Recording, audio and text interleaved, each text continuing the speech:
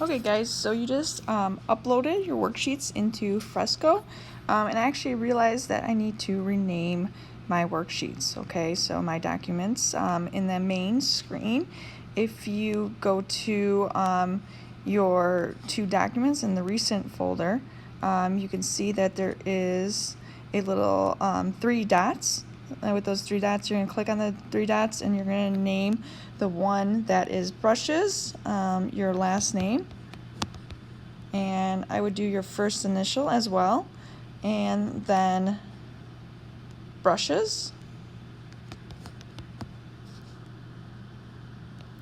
and then you're going to find your shape worksheet and you're going to rename that as well, your last name, first initial, and shapes. Okay, so now you have them named. Let's open up the brush worksheet first. So now I'm going to talk to you guys about layers. If you look at the right hand corner, you can see that you have a row of different pieces of paper here on the right hand side. And you'll notice one of them is going to be your worksheet. That is your layer palette. If you don't see this, if you look at the top right hand corner, you have those little arrows that hides everything, and then you click on it again and it shows everything. Right below that there are these squares, and they are on top of each other. If you click on that, it hides your layer palette, and if you click on it again, it shows your layer palette. We're going to actually want to work on a new layer. So to create a new layer, you're going to hit the little plus sign, okay, and it places that layer above that worksheet. Okay, you could always move these layers by clicking and dragging into a different order, but if I actually started working on this layer, since it's below my worksheet is going to actually hide all my designs. So I'm going to actually bring this back up above my worksheet, okay, and I'm going to make sure that it is highlighted so there's a blue box around it. Now you can also hide layers. So if so this layer does not have actually anything on it, but if I go to my worksheet and I click the eyeball, it hides the layer. If I click the eyeball again, it actually shows the layer. So I'm going to go back on my top layer, okay, and I'm going to work on that.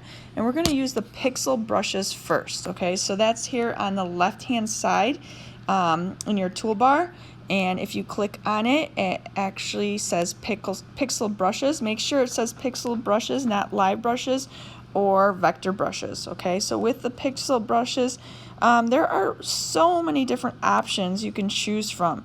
And you can also import some as well, but we're going to just choose one that maybe you think you would like to try. I'm going to try comics, and I'm going to try halftone, okay, halftone.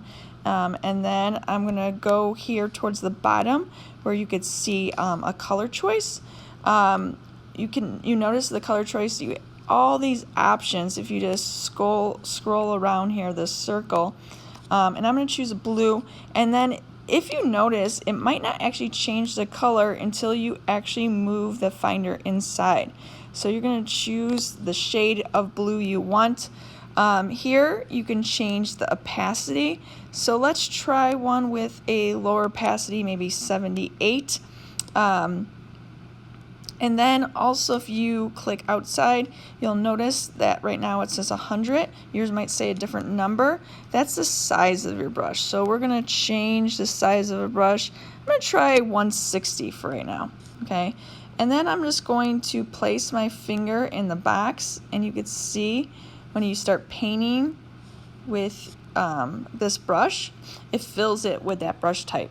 Okay, so in that I changed the size, the color, the opacity, and the brush type.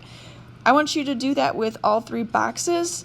Again, come back in, go and choose a different, maybe I'll use marker this time, marker chisel, chose a different brush type.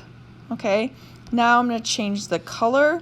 Maybe I use this like pink color.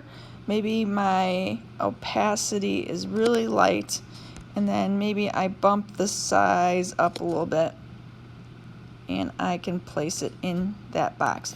Notice since the opacity is light, when I go over the line, it becomes darker in those areas, okay, because you're almost layering the marker. So this is the cool feature of Illustrator, or sorry, of Fresco that you won't see in Illustrator, is where you can use these pixel brushes and you can create this layering of that brush effect, okay?